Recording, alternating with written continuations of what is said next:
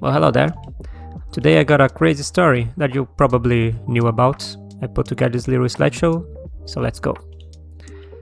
Everything started with this old man that has a very large collection of plastic bricks, and for some reason in this economy this is worth a lot of burgers, and this guy needed to sell all of these bricks.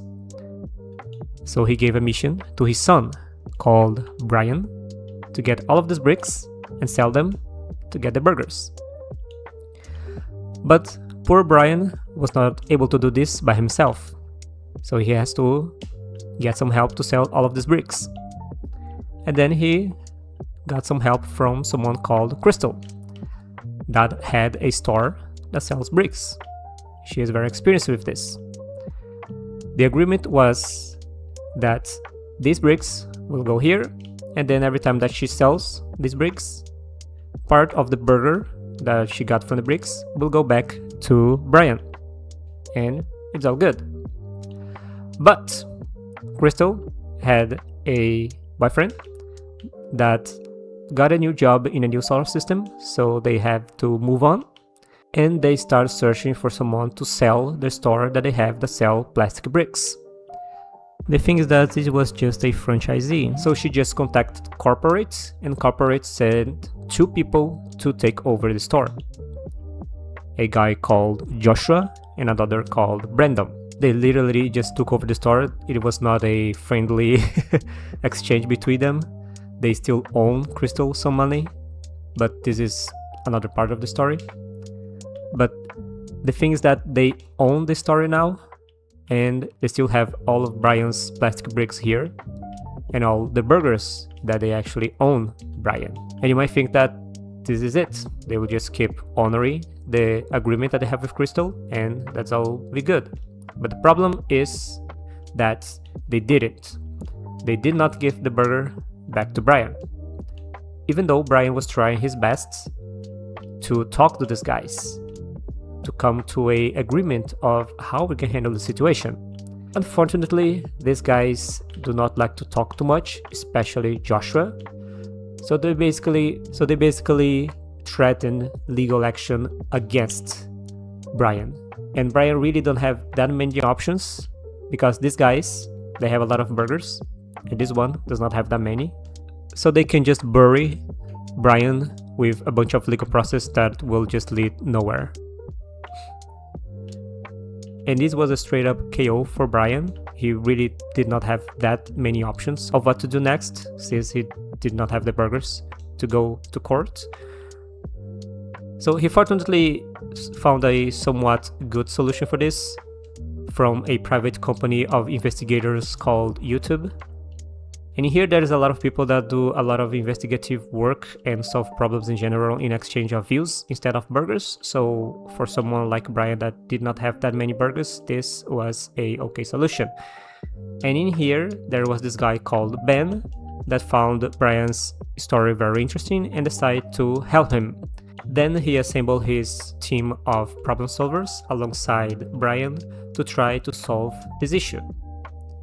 And long story short, they did a lot of very interesting ideas, to say the least, to try to convince Joshua and Brandon to return the plastic bricks back to Brian and his father. At this point, all of this might seem very crazy, but the people that stole the plastic bricks, they were just not open to talk anymore. At this point, Ben just had to come up with crazy plans like this to actually get anywhere. But unfortunately, by doing this got the attention of two very powerful groups. From one side, we have Amon, and for the other, we have the American for police. Amon is a very dangerous guy because he is the owner of the franchise that Crystal was working on. And you can see that he's very evil because he has a very curly mustache. And for the other side is just the police. From what has been happening on US in the past few years, police in general are just by default not the good guys. And all of this start working together just to make Brian's and Ben's lives a lot more difficult than it should be. Essentially, this guy right here, Joshua, was working very closely with the American Fork Police, which by the way is, since I don't live in the US, this is a silly name. Basically, we have Joshua that worked very close to the American Fork Police Department to bully Ben and all his friends, to keep throwing them in jail, out of jail, back in jail, and all of this back and forth for some time in an attempt to scare these kids so they go back to where they came from, even though some of them live in the American Fork City. While Joshua, Amon, and Brandon were working with all of the burgers that they have to hire a bunch of lawyers to start a bunch of process to bury both Brian and Ben on legal processes. And that's where we are today. Basically, Ben and his whole team were under a gag order where they cannot talk at all about this case. But a couple of days ago, they actually got rid of this order.